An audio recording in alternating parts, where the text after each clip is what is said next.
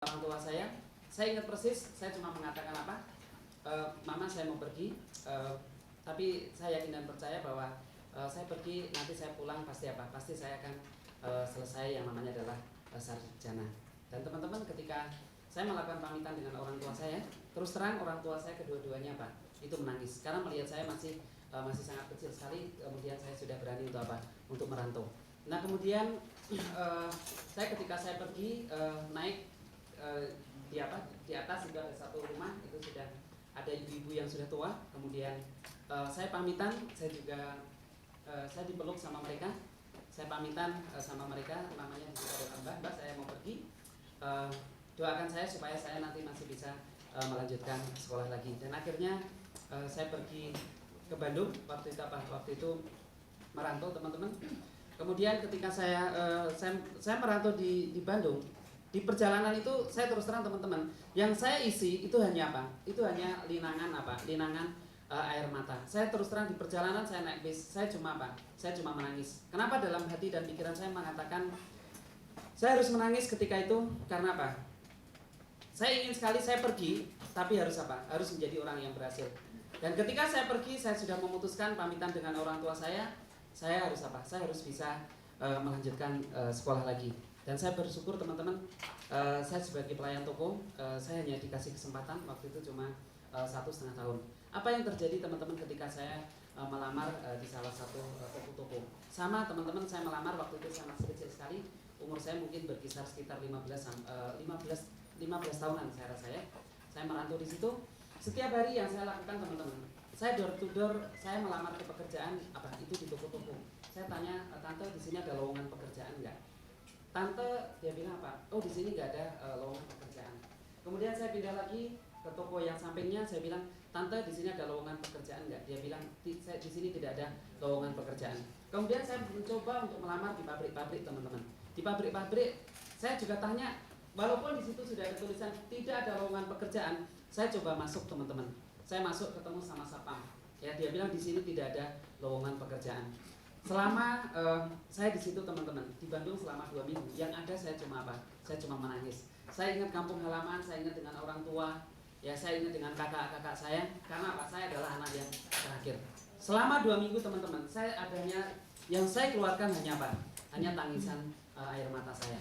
Kemudian saya coba tetap berjuang terus, dan saya tetap berjuang, saya tidak mau berhenti sebelum apa? Sebelum saya mendapatkan pekerjaan itu. Dan akhirnya saya melamar lagi. Saya tanya lagi, setiap pagi saya pergi, saya katakan, tante di sini ada lowongan pekerjaan enggak? Dan saya teringat waktu itu di daerah Lembang, Maribaya, itu ada satu toko yang mau menerima saya. Begitu saya tanya, tante di sini ada lowongan pekerjaan enggak? Dia katakan apa? Kamu dari mana? Pertanyaannya. Ya, kamu dari mana? Saya bilang, saya dari Jogja. Kenapa kamu masih kecil kamu sudah merantau ke sini? Saya bilang, saya di Jogja, saya nggak bisa melanjutkan sekolah, saya cuma lulus SMP, tapi saya harus mencari pekerjaan, dan saya berdoa supaya saya bisa melanjutkan sekolah lagi tante. Kemudian tante minta alamat, saya di mana saya tinggal. Nah di situ kebetulan ada kakak ipar saya bilang saya tinggal di Cihideng, dan akhirnya jam 2 saya dijemput di Cihideng, dan saya langsung waktu itu apa? Saya langsung bisa bekerja di situ. Gajinya teman-teman, ketika saya menjadi seorang pelayan toko itu cuma berapa? Itu cuma 17.500. Itu tahun 89. Nah, teman-teman, ketika saya bicara tentang penghasilan 17.500, itu teman-teman dengan penghasilan segitu itu tidak cukup untuk apa? Untuk memenuhi kebutuhan saya. Dan saya ingat ketika saya dengan penghasilan 17.500, saya cuma apa teman-teman? Bisa beli jaket. Itu saya ingat jaketnya warna apa? Warna merah. Itu saya harus bekerja selama 1 bulan, dan itu harganya berapa? Itu harganya adalah 17.500. Ya, saya sudah mengalami teman-teman susah hidup saya seperti apa. Ya, ketika saya menjadi seorang pelayan toko, hidup saya sangat susah sekali. Ya, pagi saya sudah harus bangun jam 7. Ya, saya setengah 8 saya sudah harus bekerja.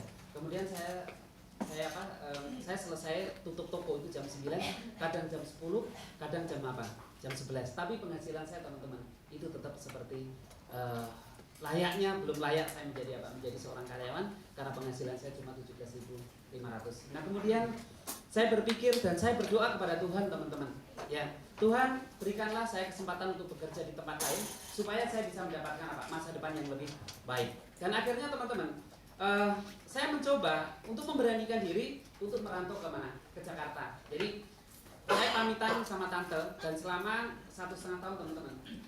Waktu saya pamitan, saya mau apa? Saya mau pindah ke Jakarta, teman-teman. Itu ternyata apa? Buku tabungan saya pun ditahan oleh apa? Oleh tante. Dan sampai hari ini teman-teman, buku tabungan saya itu masih apa? Masih ada di sana dan saya tidak tahu berapa jumlah tabungan saya yang saya kumpulkan selama saya bekerja 1,5 tahun. Karena apa? Setiap bulan saya apa? Saya terima gaji, saya tapi langsung dimasukkan ke apa? Ke tabungan. Dan teman-teman, walaupun saya bekerja 1,5 tahun, ya, saya tidak mendapatkan penghasilan yang baik dan hasil tabungan saya pun hari ini sampai hari ini saya nggak tahu kondisinya seperti apa, ya, tapi saya tetap apa? Saya tetap bersyukur. Dan saya melihat 1,5 tahun itu teman-teman itu adalah pembelajaran saya bagaimana saya apa? Saya merantau. Dan dulu saya berpikir ketika saya berada di toko, minimal teman-teman, saya nanti akan menjadi pemilik toko. Ketika saya apa? Saya masih bekerja di situ. Nah, kemudian saya ke Jakarta, saya merantau, penghasilan saya juga tidak gede. Ya, pindah ke Jakarta teman-teman, penghasilan saya cuma berapa? Cuma 45.000. Ya, apakah saya bekerja dengan baik? Saya bekerja sangat baik teman-teman. Saya disuruh kerja, oke, saya kerja apa saja teman-teman. Saya apa? Saya jalanin. Ya. Dan ketika penghasilan saya 45.000 teman-teman, apa yang saya lakukan teman-teman? Ya, keinginan saya ketika saya dengan penghasilan 45.000, saya masih apa? Saya masih harus apa? Harus punya keinginan untuk melanjutkan sekolah lagi. Ya, benar teman-teman. Ketika kita mempunyai keinginan, saya coba dengan penghasilan 45.000 waktu itu, saya apa? Saya masih bisa melanjutkan sekolah lagi. Walaupun saya ditahan untuk tidak bisa melanjutkan sekolah lagi, tapi apa? Saya tetap berjuang. Dan akhirnya dengan penghasilan 45.000 teman-teman, saya berjuang bagaimana saya sampai di SMA. Dan teman-teman, saya yang namanya sekolah malam di Jakarta, saya pun sudah alami. Ya, sekolah malam karena tidak mendapatkan kesempatan untuk apa? Untuk sekolah pagi. Dan akhirnya saya juga sampai sempat apa? Saya juga sempat sekolah malam selesai di SMA. Kemudian begitu SMA teman-teman, saya berjuang bagaimana saya bisa mendapatkan kehidupan yang lebih baik. Saya ingin sekali melanjutkan apa? Kuliah teman-teman. Ya, sama ketika saya bicara saya ingin sekali melanjutkan kuliah. Teman-teman, banyak strategi yang saya lakukan. Ya, saya kuliah, saya sambil apa? Saya juga sambil apa? Jualan teman-teman. Ya, sambil jualan. Waktu itu saya ingat jualan yang namanya pencukur jenggot. Ya, saya pakai untuk apa? Karena keuangan saya tidak ada. Saya jualan apa? Pencukur jenggot itu. Saya jalanin teman-teman. Ya, dapat penghasilan 5.000, 10.000 tambahan, 20.000, 50.000 pun apa? Saya ambil. Dan ternyata teman-teman, walaupun saya dengan berjuang habis-habisan seperti itu, saya tetap juga bisa sampai selesai apa? Selesai kuliah. Dan saya bersyukur hari ini saya bisa sampai apa? Sampai sarjana.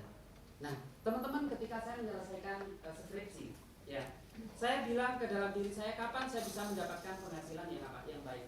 Ketika saya masih kuliah sambil skripsi teman-teman, saya mencoba untuk apa? Untuk mencari yang namanya dalam lowongan pekerjaan. Dan di situ teman-teman, lowongan pekerjaan itu ditulis apa? Di sini ada lowongan pekerjaan, punya transportasi, dapat transportasi, ada gaji, kemudian ada komisi, ada bonus. Dan ketika saya lamar teman-teman, di situ adalah apa? Saya pikir perusahaannya apa? Yang siap untuk memberikan gaji kepada saya. Tapi ternyata teman-teman, itu tidak. Itu adalah perusahaan apa? Asuransi. Yang hari ini saya berada di sini teman-teman. Saya sudah menemukan saya harus berhasil di Prudential teman-teman. Itu sudah apa? Itu sudah pilihan. Saya sudah hidup susah teman-teman. Kalau kita sudah hidup susah, ya jangan mau kita hidup susah lagi. Ya, saya sudah merantau, saya sudah kehidupan, saya sudah sangat susah. Dan begitu saya ketemu di bisnis Prudential teman-teman, saya muncul apa? Moto di dalam hidup saya, di dalam satu keluarga harus ada satu orang yang berhasil. Kenapa teman-teman? Ketika saya merantau, saya sudah beberapa tahun saya merantau, saya ingat orang tua saya sakit di rumah sakit. Dia mengatakan apa teman-teman? Itu tidak ada duit loh. Ya, tidak ada duit. Bapak saya berbaring di rumah sakit waktu itu habis sekitar 7 juta teman-teman. Saya belum masuk ke rumah sakit. Habis 7 juta, kemudian yang terjadi apa teman-teman? Bapak saya tidur di rumah sakit, dia katakan, Suroyo itu kalau kurang dana, kamu masih ada sapi, kemudian ada kayu jati, ada kambing, kamu bisa apa? Bisa kamu jual. Teman-teman, saya sebagai anak yang baik, ya, saya merasa apa? Saya merasa sedih sekali melihat apa kondisi orang tua saya seperti itu. Dan teman-teman, bangkitlah motivasi saya bahwa di dalam satu keluarga harus ada satu orang yang berhasil. Teman-teman jangan tengok kanan kiri, ya, jangan tengok ke kanan, jangan tengok ke kiri, teman-teman. Jangan tengok ke depan, jangan tengok ke belakang. Sebenarnya kalau teman-teman pahami, di dalam satu keluarga harus ada satu orang yang berhasil. Sebenarnya yang harus berhasil siapa? Saya ulangi lagi teman-teman. Ya, teman-teman nggak usah tengok kanan kiri, nggak usah lihat belakang depan. Ya, teman-teman nggak usah tengok di situ. Tapi Anda ambil dan bertanya ke dalam diri Anda sendiri bahwa di dalam satu keluarga harus ada satu orang yang berhasil. Itu sebenarnya siapa? Siapa? Siapa yang harus berhasil? Siapa yang harus berhasil? Benar, apakah Anda muncul di dalam diri Anda bahwa Anda mempunyai satu kekuatan, bahwa di dalam diri Anda sendiri bahwa Anda harus menjadi orang yang berhasil? Betul? Anda sudah memutuskan bahwa di dalam diri Anda sendiri harus berhasil? Ya. Ada yang memutuskan bahwa di dalam satu keluarga harus berhasil? Ya. Teman-teman jangan tengok kanan kiri, bahwa siapa yang ada di dalam diri Anda sendiri bahwa Anda adalah orang yang berhasil. Bukan Suroyo, bukan teman Anda, bukan keluarga Anda, tetapi adalah diri Anda sendiri. Siapa yang mau berhasil? Saya. Oke, kasih tepuk tangan untuk Anda sendiri. Semuanya, bahwa ketika kita mengatakan bahwa di dalam diri saya sendiri harus apa? Harus berhasil, teman-teman. Banyak orang yang mengatakan memulai dengan yang namanya adalah impian, teman-teman. Ya, tapi teman-teman bicara tentang impian. Semua orang speaker sudah mengatakan apa? Saya untuk menjadi orang yang berhasil harus punya yang namanya adalah impian. Itu sudah sewajarnya. Tapi teman-teman, saya ingin sekali bahwa untuk menjadi orang yang berhasil, sebenarnya teman-teman, kita dalam hidup ini kita harus mempunyai yang namanya adalah tujuan hidup yang jelas. Nah, teman-teman, ketika saya bicara tentang tujuan hidup yang jelas, saya katakan kepada teman-teman semuanya, teman-teman, latar belakang apapun diri Anda, siapakah diri Anda, itu adalah apa? Itu adalah yang ada di dalam diri Anda. Di sini teman-teman, siapa yang mempunyai teman yang banyak, relasi yang banyak di bisnis ini? Ada yang mempunyai relasi yang banyak? Enggak ada? Berarti saya banyak teman dong di sini. Hah? Yang tidak punya sama sekali, tidak punya relasi ada? Enggak ada? Saya tidak punya teman banyak berarti. Ya, teman-teman, Anda punya teman. Sebenarnya kalau Anda punya relasi, Anda punya teman, Anda punya saudara lebih banyak daripada saya. Sebenarnya teman-teman, Anda harus lebih berhasil daripada siapa? Daripada saya loh. Saya nggak punya teman, saya nggak punya saudara loh teman-teman. Ketika saya selesai kuliah teman-teman, teman-teman SMA saya, teman-teman kuliah saya, sama sekali tidak ada yang apa? Yang saya kenal loh teman-teman. Karena apa? Saya sudah sekolah malam. Saya sudah tidak memikirkan untuk berteman dan lain sebagainya. Yang paling penting saya bekerja, saya bisa menyelesaikan apa? Saya menyelesaikan sekolah. Ketika saya dapat namanya buku wisuda teman-teman, itu buku wisuda saya, itu apa? Itu sudah tidak ada loh. Teman-teman SMA saya, teman-teman satu sekolah itu pun tidak ada yang apa? Yang ikut menjadi agent di bawah saya, tidak ada teman-teman. Ya, saya nggak tahu teman-teman saya sudah pada pergi kemana. Ya, ada teman kampung saya ajak di bisnis ini pun apa? Kita nggak mau loh teman-teman. Ya, kadang-kadang di bisnis ini teman-teman kita ngajak orang untuk menjadi orang yang sukses saja. Kita membuat orang untuk menjadi orang kaya saja, itu tidak mau loh teman-teman. Anda sadari Anda dibawa ke sini oleh teman-teman Anda, ya, oleh leader Anda. Tapi saya nggak tahu apakah Anda mau nggak dibentuk untuk menjadi orang yang kaya. Ketika saya mengajak teman-teman kita, saudara saya, teman saya, teman-teman, itu berjuang habis-habisan saja. Banyak orang yang tidak mau diajak untuk hidup menjadi apa? Menjadi kaya loh. Maka diri Anda, saya bilang Anda adalah orang yang luar biasa. Anda mau dibentuk untuk menjadi orang yang kaya. Kasih tepuk tangan untuk diri Anda. Apapun latar belakang Anda, usia Anda seberapapun teman-teman, kita tidak pernah tahu. Yang tahu adalah diri Anda sendiri. Ya, saya hanya menceritakan kepada teman-teman semuanya, ketika saya masuk di bisnis Prudential, teman-teman, saya memasuki waktu itu adalah usia 29 tahun. Ya, 29 tahun. Angkanya sempurna, 29 tahun. Ya. Ini ketika saya masuk apa? Saya masuk di Prudential, teman-teman. Saya mau teman-teman semuanya adalah menuliskan sekarang usia Anda adalah usia yang keberapa? Karena yang tahu adalah diri Anda. Anda boleh coret-coret, tapi ini teman-teman nanti akan Anda kenal. Ya, tulis hari ini usia Anda adalah usia berapa? Ya, usia saya ketika saya masuk, teman-teman, saya adalah 29 tahun. Tapi teman-teman, usia 29 tahun, saya mempunyai tujuan hidup yang apa? Yang jelas. 29 tahun, saya merencanakan umur 30 tahun. Teman-teman, umur 30 tahun, saya apa? Saya harus menikah. Umur saya 30 tahun, ya, itu saya Pak, saya merencanakan untuk apa? Untuk menikah. Dan teman-teman, kekuatan visualisasi itu sungguh luar biasa loh. Ya, teman-teman boleh percaya, boleh enggak? Ketika saya bicara tentang yang namanya adalah kekuatan visualisasi, itu benar-benar dahsyat sekali. Ya, dulu pacaran saya sudah lama. Ya, ketika saya SMA saya sudah pacaran.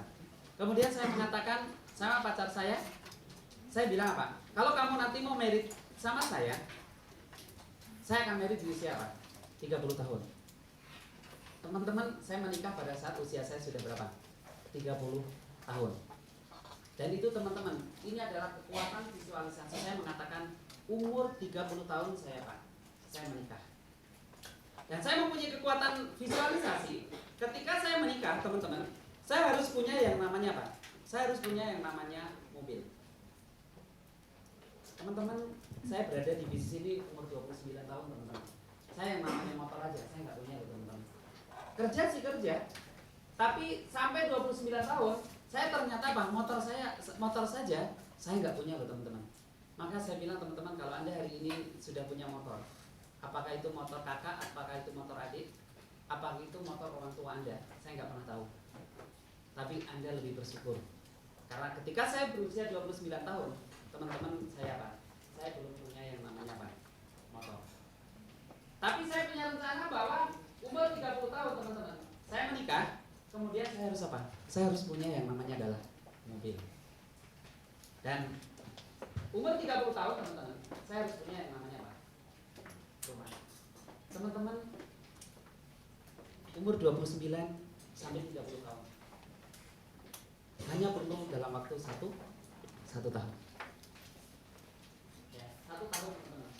Saya melakukan yang namanya adalah perubahan hidup. Nah, teman-teman, pertanyaan saya kepada Anda. Sekarang Anda usia berapa? Ya. Dan 1 tahun ini, 2011 ini, nanti akhir tahun 2011 ini, Anda mau punya apa? Banyak orang yang sudah membuat satu goal ketika kita mengawali tahun 2011, teman-teman. Orang sudah yang mengatakan bahwa 2011 ini saya pengen punya rumah. Saya 2011 ini saya pengen punya mobil. Pertanyaan saya kepada Anda. Hari ini tanggal 30 Mei, teman-teman. Apa yang sudah Anda dapatkan selama 6 bulan ini? Anda jawab dalam hati yang sangat tulus. Apakah Anda sudah melakukan pekerjaan ini dengan baik? Kalau Anda belum melakukan pekerjaan dengan baik, teman-teman, masih ada waktu 6 bulan lagi untuk melakukan perubahan hidup di tahun 2011 ini. Umur saya 30 tahun, saya sudah bisa punya mobil, saya sudah punya yang namanya adalah rumah. Dan ini, teman-teman, saya hanya bekerja keras, ini hanya dalam waktu 1 tahun. Saya kerja habis-habisan. Bagaimana saya bisa memenuhi biaya hidup ketika saya mau merit, teman-teman? Saya harus punya anggaran waktu itu adalah 25 juta. Saya harus punya mobil, saya harus apa? Saya harus punya yang namanya apa? Rumah. Saya beli mobil waktu itu apa? Mobil saya adalah mobil Atos. Ya, mobil saya Atos itu harganya 93,5. Dan ketika saya menjadi seorang agent, teman-teman, saya tidak pernah mengenal kata kredit. Ya. Tapi saya punya mimpi ketika saya menjadi seorang agent, saya akan punya penghasilan 5 juta. Kalau saya punya 5 juta, saya ingin punya mobil. Tapi teman-teman, saya bersyukur ketika saya membeli mobil ini, saya harus beli yang namanya adalah mobil mobil Atos itu dengan cara apa? Dengan cara cash. Dan saya bisa beli yang namanya rumah, dan saya bisa mengumpulkan berapa? Itu 25 juta. Dan ini teman-teman, kadang-kadang dalam hidup ini kita kadang-kadang apa? Menyia-nyiakan waktu. Ya, menyia-nyiakan waktu. Kita sudah perjalanan dalam waktu 6 bulan, tapi banyak orang yang menyia-nyiakan waktu. Ketika saya memutuskan di bisnis ini teman-teman, saya tidak pernah menyia-nyiakan waktu. Maka dalam waktu 3 tahun teman-teman, saya tidak punya teman, saya tidak punya relasi. Saya tetap aja dalam waktu 3 tahun, saya juga bisa menjadi seorang agency manager. Apa bedanya saya dengan Anda? Enggak beda kok, ya kan? Cuma bedanya mungkin Anda lebih putih, saya hitam. Itu bedanya. Karena saya dulu sering yang namanya adalah berpoling. Ya, 1 tahun teman-teman, kalau saya tidak apa? Kalau saya tidak hitam teman-teman, ya saya tidak bisa beli mobil, saya tidak bisa beli rumah loh. 1 tahun saya berjuang, muka saya apa? Sampai hitam pun saya rela. Tapi sekarang sudah mendingan. Kita berjuang habis-habisan teman-teman. 1 tahun saya berjuang bagaimana saya harus melakukan yang namanya adalah perubahan hidup. Ya. Nah kemudian teman-teman, ketika saya berusia 31 tahun, ya 30 tahun saya sudah menjadi apa? Saya sudah menjadi apa? UN. Ya. 30 tahun, 31 tahun berarti apa? Saya sudah menjadi seorang SUN. Ketika saya jadi UN, ya. Sorry sebelum sini berarti teman-teman, omset grup saya adalah waktu itu adalah 950 juta. Syarat untuk promosi waktu itu cuma berapa? Itu adalah 300 juta. Tapi saya harus melakukan lebih.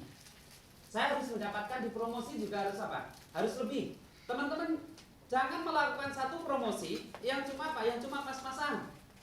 Ya, ketika kita ingin menjadi seorang leader, teman-teman harus berjuang bagaimana membangun satu pondasi di depan harus apa? Harus kuat. Teman-teman membangun bisnis prudensial. Kita ibaratkan apa? Kita membangun rumah.